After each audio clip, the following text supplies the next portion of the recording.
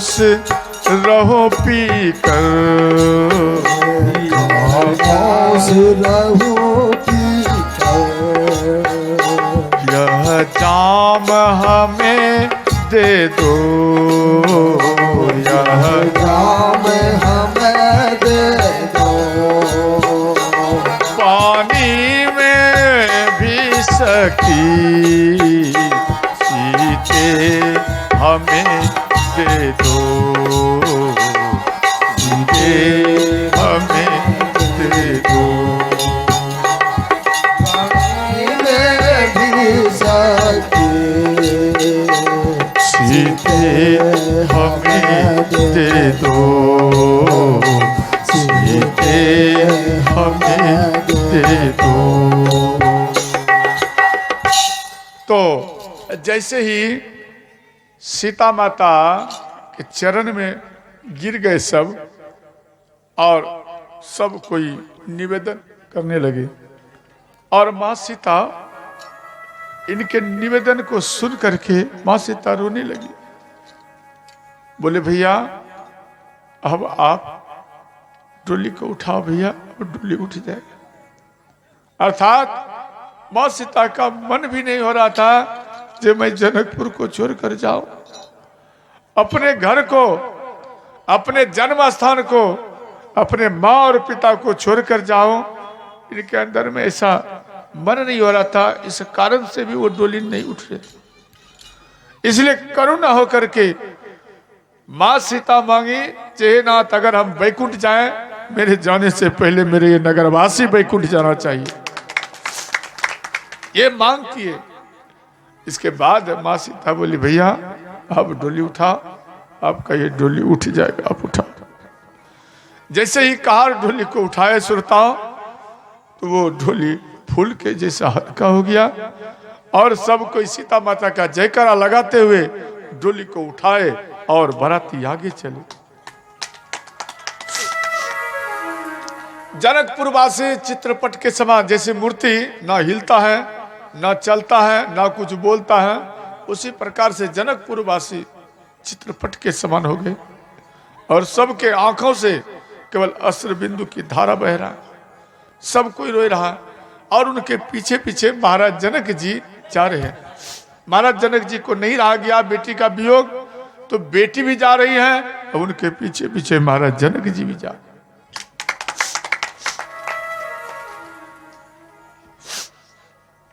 तो कुछ दूर आगू जाने के बाद महाराज दशरथ जी पीछे पलटकर जैसे ही देखे, तो देखिए महाराज जनक जी यहां तक आ गए हैं। रथ को रोके भैया, जरा रथ को रोको। महाराज दशरथ जी उतर कर और महाराज जनक जी को बोले, हे राजन, अब काफी दूर आप आ चुके हैं, इसलिए ऐसा करो आप वापस चले जाइए। तो महाराज जनक जी बोले, हे महाराज हाथ जोड़कर विनती है, चलो कुछ दूर में और छोड़ दूं आपको। महाराज जनक जी रोते जा रहे हैं बेटी का वियोग में। और महाराज दशरथ जी रथ पर चढ़े। इसके बाद जैसे ही आगे बढ़े तो काफी दूर चले आए,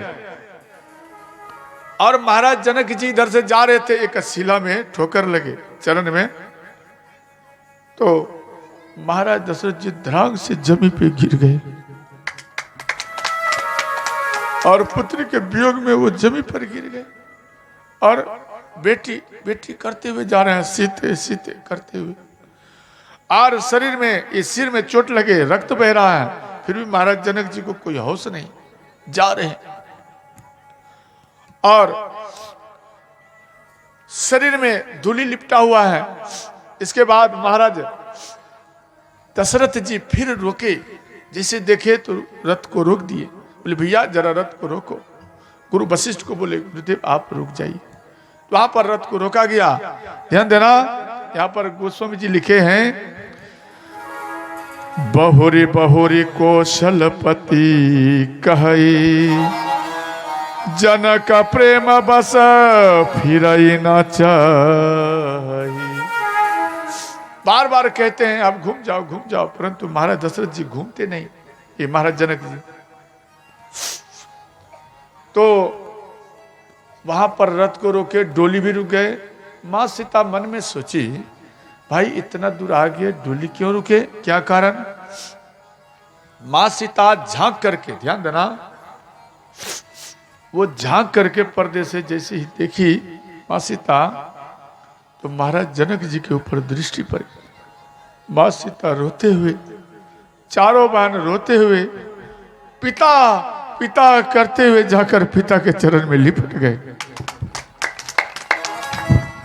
पिता पिता करते हुए चरण में लिपट गई और बोले, हे पिताश्री, आप मेरे वियोग में आप इतना दूर तक चले आए और ये आपके सिर से रक्त बह रहा है, आपके शरीर में इतना धूलि बैठ गया है, हे पिताश्री आप होश में आए। महाराज जनक जी बोले, बेटी ये रक्त क्या, मेरे सीने में वो दर्द है जो मैं तुझे बता नहीं सकता, और इसी दर्द के कारण बेटी मेरा जैसे लगता है मेरा प्राण निकल जाएगा। कभी कभी पिता अपने शरीर को भी त्याग देते हैं बेटी के वियोग में। बेटी जा रही है, कई स्थान पर सुनने को मिलता है जे पिता अपने पुत्री के वियोग में शरीर का ही त्याग कर देता है, अर्थात उनका प्राण बेटी में लीन हो जाता है। बोले, बेटी आप क्षमा करना, हम इतना दूर तक आ गया। तो इतने में मां सीता का दृष्टि पड़े, महाराज जनक जी के साथ पृथ्वी माता वो गौ का रूप धारण करके गई। वो भी अपनी बेटी को छोड़ने के लिए जा रही थी। ध्यान देना, जो जा रहे थे छोड़ने के लिए, सीता माता का दृष्टि पड़ा। सीता माता मन में सोची, अरे ये तो वही गौ माता है जो कि हमें बचपन में दूध पिलाया करती थी, स्वयं पृथ्वी माता गौ का रूप धारण करके। और ये माता यहाँ, ध्यान देना, आपके घर में जो गौ माता है वो गौ माता कोई दूसरा नहीं, वो गौ माता स्वयं पृथ्वी माता है। पृथ्वी माता फल के रूप में आती हैं, ध्यान देना, फल के रूप में आती हैं और आपके शरीर को पुष्ट करते हैं। इसके बाद फिर आपके शरीर को पुष्ट करने के लिए गौ माता के रूप में आती हैं। और ध्यान देना, आपकी माता आपको 1 महीना, 2 महीना, 4 महीना, 5 महीना, 6 महीना तक दूध पिलाएगी। उसके बाद क्या माता दूध पिलाती है? नहीं। कौन माता आपको पिलाती है? वो गौ माता है। आपके शरीर को पुष्ट करने के लिए स्वयं गौ माता, ध्यान देना, पृथ्वी माता गौ माता के रूप में प्रकट होकर के और आपके शरीर में बल देता है। श्रोताओं, और वो गौ माता को आप क्या परिचय देते हो मालूम है? गौ माता को क्या परिचय देते हैं उसके बदले में? जब वो दूध देना बंद कर देती हैं, एक कसाई के हाथों उनको कम रुपया में चंद पैसों खातिर वो गौ माता को आप भेज देते हैं। शायद आपको ये मालूम नहीं कि कसाई उनको क्या करते हैं। गौ माता को ले जाकर रस्सी से बांध देते हैं और उसके बाद मुंगरा से उन गौ माता को पीटते हैं। बेरामी से गौ माता को पीटते हैं। गौ माता प्राण बचाने के लिए कभी इधर भागती है, कभी उधर भागती है। गौ माता इतना व्याकुल होकर के रोती है और अपने बच्चों को याद करती हैं, बेटा क्या तू मुझे दूध का यही सिला दिया? तुझे हमने दूध पिलाया और बेटा चंद पैसों खातिर आज बेटा तू मुझे भी भूल गया और एक तू कसाई के हाथ हमको बेच दिया। इस प्रकार से उसके बाद उसके, ध्यान देना, गौ माता को क्या करते? पहले पीटते हैं और पीटने के बाद चमड़ा ढीला होता है। एक ऐसा मशीन है, गौ माता को पीटते जाते हैं, गौ माता दौड़ते जाती हैं प्राण बचाकर, परंतु वो प्राण बचता नहीं। एक ऐसा मशीन है, मुख के पास से वो मशीन भिड़ता है और पूरे जीवित अवस्था में पूरे चमड़ी को श्रोताओं से खींच लेता है। गौ माता रोते रहते, हे पुत्रों ये आपने क्या किया? आज मैंने तुझे दूध पिलाया, मेरा शरीर काम नहीं कर रहा है और तू मुझे कसाई के हाथ भेज दिया। यही मेरे दूध का आपने सिला दिया। इस प्रकार से गौ माता रोती है। याद रखना, जो गौ माता को कसाई के हाथ बेचता है उसे 7 जन्म तक, ध्यान देना, उसे 7 जन्म तक उनके घर में अकाल मृत्यु का ही श्रोताओं सामना करना पड़ता है। अकाल मृत्यु उसके घर में बराबर होगा। कई व्यक्ति हमें कहता है, बाबा मेरे घर में अकाल मृत्यु होता है, मेरा पति मर गया, मेरे पुत्र मर गए, जवान जवान मर गए। क्यों? इनका मुख्य कारण है कि आप गौ माता को कसाई का हाथ बेचे हैं। इस कारण से आपके यहाँ बराबर अकाल मृत्यु होता है। और ध्यान देना, अगर गौ माता का मृत्यु हो गया तो याद रखना, कहीं जमीन पे ले जाकर उसे गाड़ दो, सम्मान के साथ उसको गाड़ दो। अगर आप उनको जमीन में गाड़ देंगे सम्मान के साथ, प्रतिष्ठा के साथ, तो याद रखना, जब आप ऐसा करोगे तो आपका विद्वता बढ़ेगा, आपका धन बढ़ेगा और ज्ञान में वृद्धि होगा। श्रोताओं, कभी आप विधवा नहीं होगे, ना आप विधवा होंगे, सदा सब कोई स्वागत रहेंगे। ये गौ माता का आशीर्वाद रहता है। गौ माता तो इतना कहते हैं, बेटा मेरा शरीर अगर काम नहीं करता है तो आप एक काम करो बेटा, हमें भोजन भी मत दो, हमें तेरा भोजन नहीं चाहिए, हमें छोड़ दो। हम बेटा तेरे घर के अगल बगल में घास चर करके, जल पी करके हम जिंदगी निर्वाह कर लेंगे, परंतु बेटा तेरे नजरों से हम दूर हम नहीं होंगे, और ना मैं तुझे अपना नजरों से दूर होने दूंगा। इस प्रकार से गौ माता संबोधित करती है। और गौ माता सीता माता के हाथ में चुमन किए, मुख में चुमन किए गौ माता, और रो रहा है। गौ माता रोती है, अश्रुबिंदु जमीन में गिर रहा है। सीता माता कई प्रकार से समझाई। अंत में गौ माता कहने लगी, बेटी कभी कभी इस माँ को याद करना भूलना मत। और सीता माता के हाथ को मुख में लिए और डोली में बैठाने के लिए गौ माता जा रही है। और डोली में मां सीता बैठी। इसके बाद डोली अयोध्या की ओर श्रोताओं चल पड़े। इधर महाराज जनक जी जब वापस आए, सबको देख रहे हैं, चित्रपट के समान बैठे हैं, कोई किसी से नहीं बोलता। और इधर महाराज जनक जी महल के अंदर गए तो महल में बेटी का याद सताया। उनको महल में भी अच्छा नहीं लगा। महल में से सीधा बाहर आ गया और वो रात्रि भरी बाहर में सीते सीते कहते हुए पूरी रात्रि भरी श्रोताओं वो जागृत अवस्था में ही बिता दी। ऐसे पिता होते हैं, पिता ऐसे होते हैं। परंतु पुत्र कैसा होना चाहिए? ध्यान देना, पुत्र वो होता है जो पिता के धन को बढ़ा दे।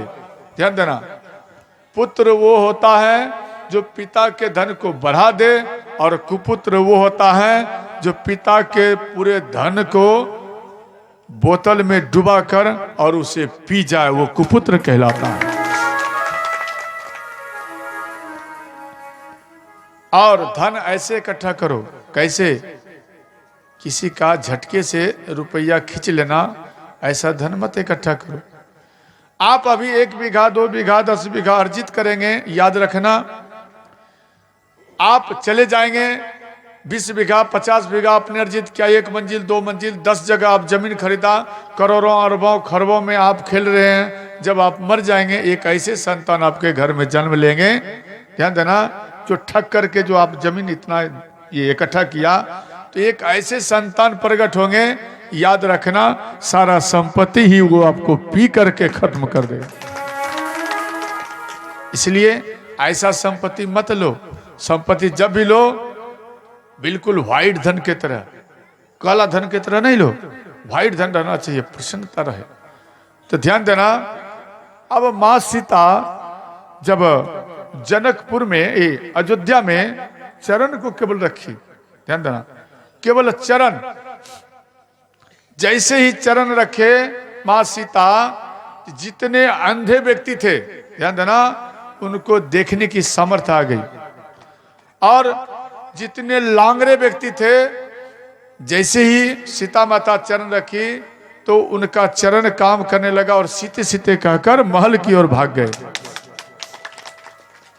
और एक वृद्ध थे, ऐसे तो कई वृद्ध थे, वो वृद्ध व्यक्ति खाट पर लेटे हुए थे, उनका शरीर काम नहीं कर रहा था। सीता सीता का कान में उनको आवाज आए, उनके शरीर में चलने का सामर्थ्य आ गया और सीता सीता का महल की ओर भाग गए। ध्यान देना, जब कन्या आती है विवाह करके या आपकी पुतः हो तो उनका सम्मान ऐसे करो जैसे लक्ष्मी माता मेरे घर आई है। जब आप ऐसा करेंगे तो सर्वप्रथम आपके घर में जो रोग हैं वो सदा सदा के लिए ही वो नष्ट हो जाएगा, प्रथम। उसके बाद जब एक अन्न आपके घर में माता, एक कन्या या पुतः हो, जब वो ग्रहण करेगी तो याद रखना, आपके घर में अगर दरिद्र हैं वो सदा सदा के लिए दरिद्र दूर हो जाएगा। श्रोताओं समझ गए? तो अब सबको इधर प्रसन्न होकर के सीता माता को स्वागत करने लगे। सब कोई मन में सोचे जे सीता माता ये मेरे घर आई है, यानी मेरी पुतहू है, मेरी बेटी है, मेरा राम बेटा है। सब कोई कलश सजाए और सजा करके श्रोताओं सब कोई सीता सीता याद कर रहे हैं।